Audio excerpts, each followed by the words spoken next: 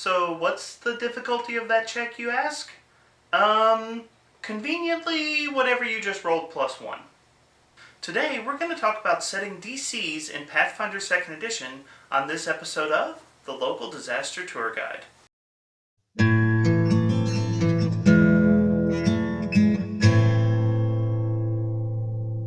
Hello travelers and tourists, my name is Mark and I am the Local Disaster Tour Guide. That's right, I am a storyteller that is convinced that the DC of keeping my gaming group on track during a session definitely has the incredibly hard DC modifier for its level. Welcome to a journey through the fantastic world of TTRPGs like Pathfinder and Starfinder. Today we're continuing my Storytelling in Pathfinder 2e series and we're going to talk about Improvising DCs for Pathfinder 2e. This storytelling series is an examination of the advice offered by Paizo in the Game Mastery Guide for storytellers who are trying to run a session of Pathfinder. Now, the intention is for this series to be something that is helpful to storytellers of every skill level, from beginner to veteran, and that I hope is applicable to storytellers beyond just GMs for Pathfinder 2e. As a storyteller, I think it's always good to examine a variety of different games and learn from the tips and tricks that different games use so that we can bring some of those great ideas back to our preferred game and hopefully improve the experience at our gaming table. Now, this video will be a little bit different from the previous videos in this storytelling series in that the material for this video is not going to be pulled primarily from the Game Mastery Guide. Today we're talking about improvising DCs, and a DC is the difficulty class of a particular check that your players are trying to resolve. Basically, when they roll dice, how high do they need to roll? The classic example of a DC is a character's AC or armor class. It's the number that you have to meet or beat in order to land a hit on your enemy. And to be honest, a lot of the information you need to know about setting DCs and improvising DCs in Pathfinder 2e is actually found in the core rulebook from pages 503 to 506. So the stuff that we're going to be talking about today, I'm actually pulling from the core rulebook's advice, but I think it is very applicable to some of the conversations that we will be having later in this series. In fact, over on my Patreon page, I asked for some suggestions about topics I could talk about on this channel, and one of the topics that was brought up was encounter design in Pathfinder 2nd Edition. So spoiler alert for some of the future videos in this series, we're going to start talking about the modes of play in Pathfinder 2nd Edition, including encounter mode, which is where a lot of the mechanical detail of this system becomes very, very important. But to be honest, as a storyteller, you're going to be setting DCs for a lot of different situations, not just encounter mode, so I wanted to go ahead and talk about improvising DCs as kind of a larger topic so that we had a frame of reference for when we talk about actual encounter building later on in this series. By the way, this is probably a good time to go ahead and plug my Patreon. If you're interested in supporting me financially, for as little as $3 a month, you can talk to me over Patreon and suggest videos. I'm going to try to do one patron-requested video every month. So if you're interested in supporting me, please check that out. Also check out the link to my Discord channel and do all the other cool YouTube stuff like liking, sharing, subscribing, that kind of thing. But let's talk about improvising DCs. Okay, so first off, why is this a topic of conversation? Well, it's because one of the best things about role-playing games is also one of the most difficult things for storytellers, and that is the absolute freedom that exists inside of the game. Your players can do anything that they want to do, and an experienced storyteller can tell you that they probably want to do anything that you didn't plan for. Nah, it's not a problem, guys. Do what you want. I love ignoring my notes and panicking. As a storyteller, you will spend time planning and preparing and pulling together stories, and even in the best possible scenario, I guarantee you, your players are going to come up with something you didn't plan for. Now, at some point in this series, I will talk about how to plan for the chaos that is a group of players. But for now, we just want to talk about that moment where you must respond to the chaos that is your group of players and figure out what the difficulty class is for whatever insane idea that they just came up with. And This is a little bit tricky and stressful because you don't want to make it too hard, but you also don't want to make it too easy. You want to keep your rulings reasonably balanced inside of the game, but you also want the game to move quickly. If you have to pause to dig for every single rule, the game might grind to a halt, and so trying to make a quick call can be challenging sometimes. You want to be quick, but you also want to be accurate, and that's what makes improvising a DC so hard. So let me go ahead and give you my first tip for improvising DCs, which is just tell your players to go ahead and roll the dice. That's right. Have them roll the dice before you even know what the difficulty class is. You see, here's the thing. Their dice roll might answer the question before you ever figure out what the number is to begin with. The easy example is a natural 20 or a natural 1. If they crit succeed or crit fail, hey, you know what happened. Unless the player is attempting something so absurdly outside of the realm of possibility so that such a check would be impossible by definition, there is already functionally a 10% chance that the outcome of your player's dice roll will tell you exactly what happens immediately. And if you stop and think about it, many of the other rolls will probably also tell you the same. A very low roll, like a 2 through 5, is very likely to be a failure, and a very high roll, like a 17 or higher, is also very likely to be a success. And if you don't need super detailed information, then telling your player, hey, just roll it, might actually solve your dilemma before you have to figure the number out. But even if your player's dice roll doesn't settle the outcome, it's okay for them to still go ahead and roll it while you look.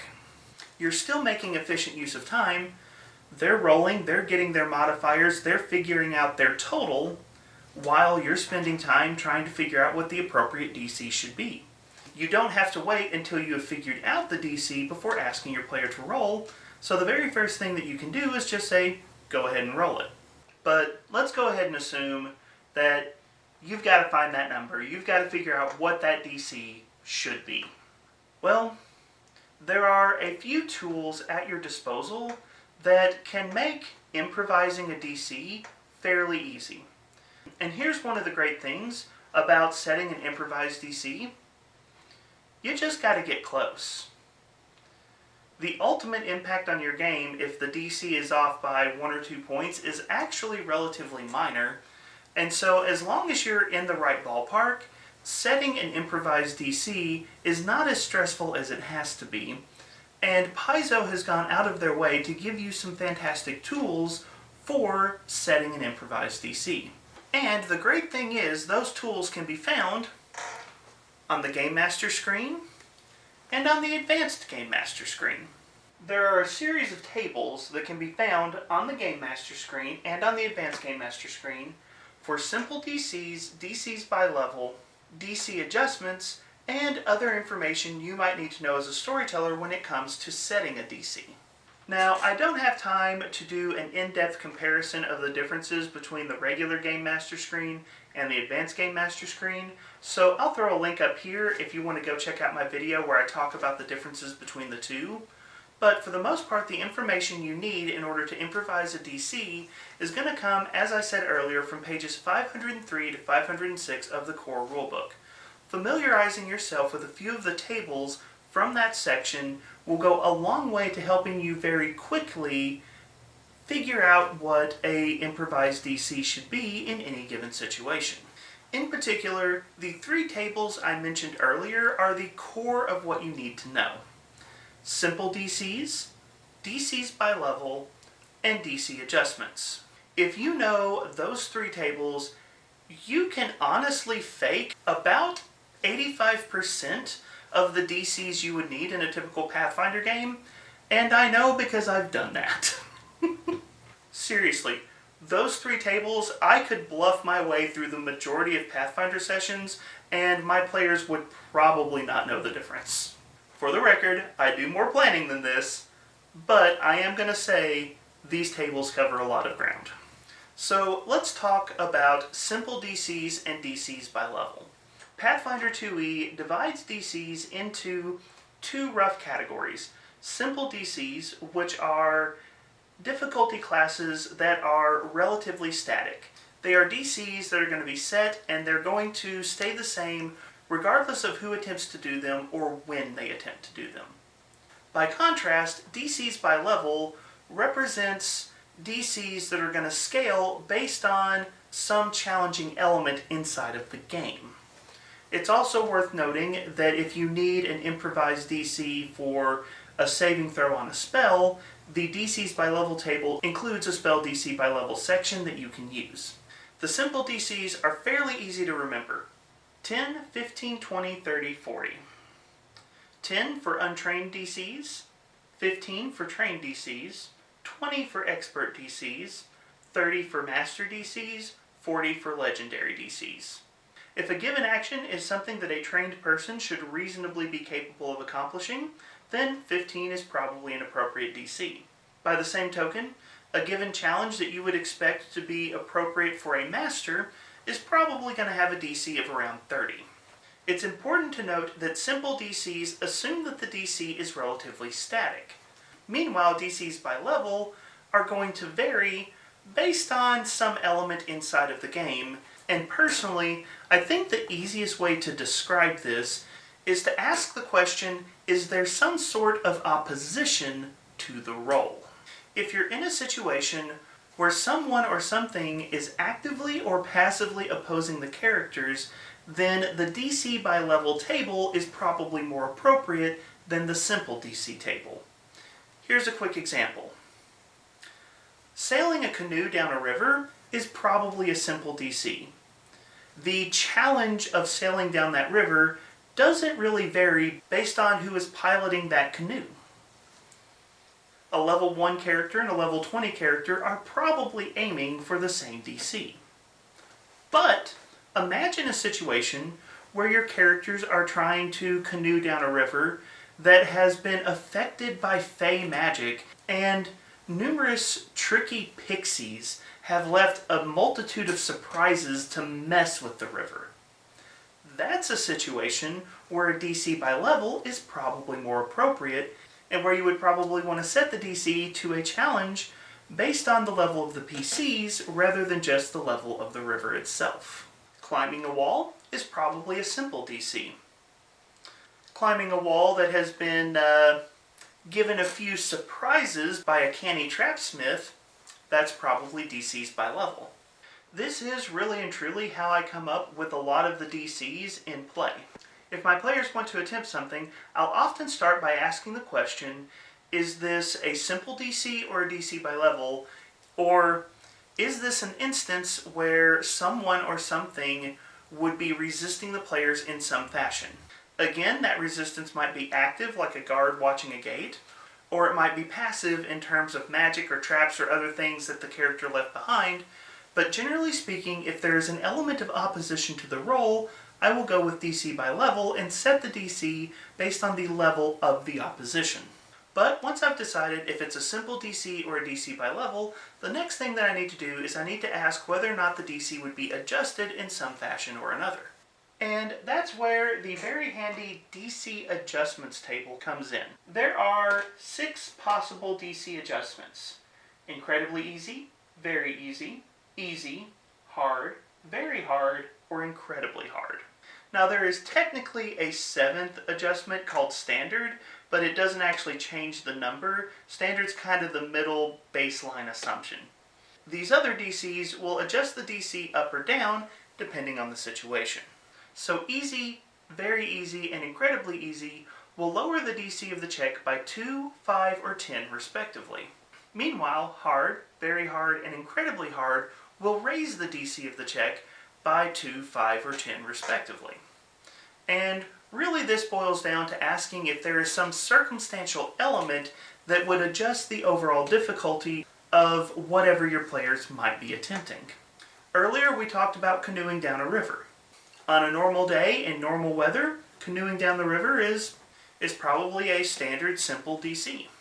But if there's been a lot of rains and the river is flooded and the water is rushing much faster than normal, that attempt to canoe down the river probably just got harder, which would probably raise the DC by 2 or 5.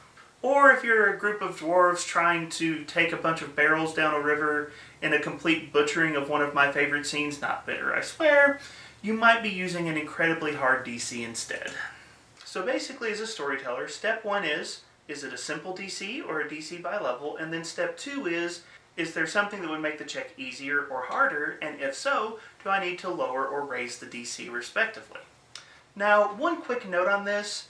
If you read a lot of the different options that exist in Pathfinder 2e, you may notice that a lot of the options assume that player characters are going to be trying for a DC that is either standard, hard, or very hard for their level. There are not many occasions where the rules assume an easy, very easy, or incredibly easy DC. And I think that's a reasonably safe assumption that you can use frequently when you're a storyteller. In other words, I would be more likely to make the check a little bit harder than to make the check a little bit easier, unless there's just something that would plainly lower the difficulty by a significant amount. If the players have a significant notable advantage, sure, use the easy or very easy modifiers, but overall Pathfinder 2e tends to lean towards standard, hard, or very hard DCs, and barring some kind of crazy scenario that your players have gotten themselves into, I think that is a very safe assumption you can use when improvising DCs as well. So those are just the basics of improvising a DC or coming up with a number off the cuff as a storyteller for Pathfinder 2e. But it's time to turn the conversation over to you. What do you think about this? What process do you use when you're trying to come up with DCs for the wild and crazy shenanigans that your players come up with? Let me know in the comments down below. If you enjoyed this video, like it and share it, subscribe to the channel. Thank you so much for being part of the conversation, and have a wonderful day.